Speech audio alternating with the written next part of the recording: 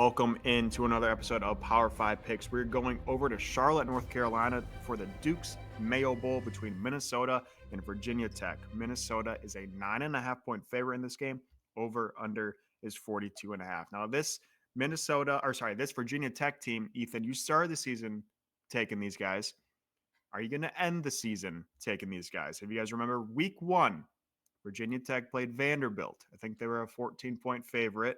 That's when Vanderbilt won their first game, completely upset the ACC contender hopeful. I think Virginia Tech was in third in the odds to win the ACC. Turns out their season is 6-6, and they struggled right from the get-go. Minnesota, nothing new here, 7-5. Death taxes and PJ Fleck can't win more than 7 games in a season. It's a story as old as time.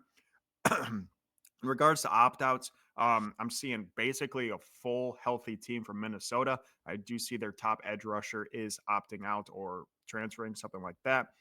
In regards to Virginia Tech, opt-outs galore here, which is part of the reason for the big spread in favor of Minnesota. Starting quarterback is the big news here. He is out. They were without 5 starters on offense, left tackle, a center. They're all 5 starters in general.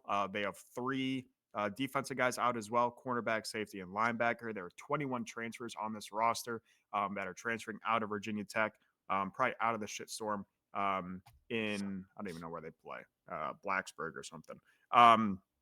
I'll send this to you. I did look up the bowl records just in case the Big Ten's been winning a couple games. I feel like the ACC is losing a couple games, and that is true. The ACC is 2-10 in bowl games this offseason, postseason.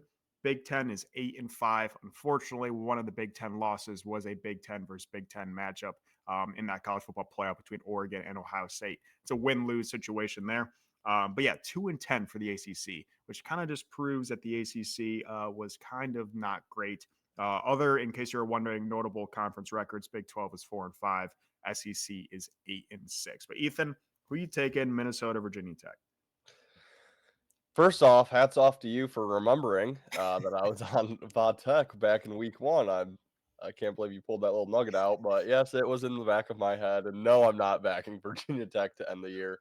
Yeah, laying 14 and losing outright, it leaves a bad taste in your mouth for over 4 months now. So yeah, no, I'm not backing Va Tech. Just kind of mentioned it with North Texas here. Va Tech started their year decent, went 5-3. Even after that Vanderbilt loss, managed to win 5 of their next 7 games, but then couldn't get the bowl clinching victory until their final game against Virginia. Like you said, they kind of had bigger aspirations this season to compete for an ACC title. Not even close. So I think Virginia Tech could be the team that's kind of ready to move on with their season, head into next year, and see if they can compete in that conference. Meanwhile, you mentioned it too, Minnesota. This is kind of the ceiling for them. This is where they continue to be. Can't seem to win more than like 8 games. But I do like the way they ended their season, 5-2. Only losses, one of which a 1-point loss to Penn State. You can't really knock them for that. Pretty bad loss to Rutgers. It was on the road, but they beat USC in there, Illinois when they were both ranked. Finished off with a win against Wisconsin, who obviously had a down year, but on the road against Wisconsin, still never an easy victory. So I like the way Minnesota finished off the year. I think they are going to want to get this win to get to 8 wins on the season. So kind of a play on Minnesota, fade on Virginia Tech. Give me Minnesota minus the big number. Yeah, for as much as I dislike PJ Fleck, I'm gonna have to back the Gophers as well in this game. I have never liked Virginia Tech from the beginning of this season. I kind of thought their odds to win the ACC was drastically overrated or overjuiced. It was a weird number, and it turns out it wasn't true. But yeah, just basically, I think this is a great way for the Big Ten to end the bowl games. I know there is 2 Big Ten teams in the semifinals and playoffs, but it just seems like the icing of the cake for the Big Ten to win by a decent number here against a very poor ACC school. And like I said, ACC 2-10 in bowl games. I mean, not good, not good. Washington beat one of their top dogs, Louisville, outright. SMU got murdered. Clemson put up a fight for a little bit. There's a couple of Boston College lost to Nebraska. I'm sure there's a couple others that I'm missing in there, but yeah, I think Minnesota's going to win this game like the under. I think this is going to be like a 24-10 type of game, maybe even 24-7, 24-3. I think it's going to be a pretty boring game. It is our nightcap tonight, but I think Minnesota will get it done by hopefully by the 10.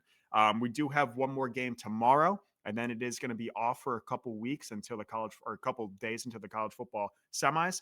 But in that time, we will have some more NFL episodes out with the playoffs starting. We might get more back into college basketball with conference play starting, as well as other sports that we follow here on Better in Green. So make sure you do check our page for all of our sports, as well as our future episodes of the college football playoff. But until then, guys, we'll see you in the next episode. You better start listening to the Better in Green podcast.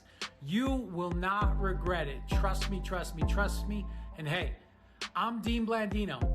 Welcome, welcome, welcome to Better in Green, eh? To Better in Green, eh?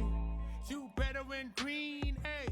Listen in and cash out. That's what it's all about. Come on, let's make cash now. We always on spot and we cover all spots from the bottom to the top. Hey, shout out to Ethan, shout out to Wyatt, shout out to Ben.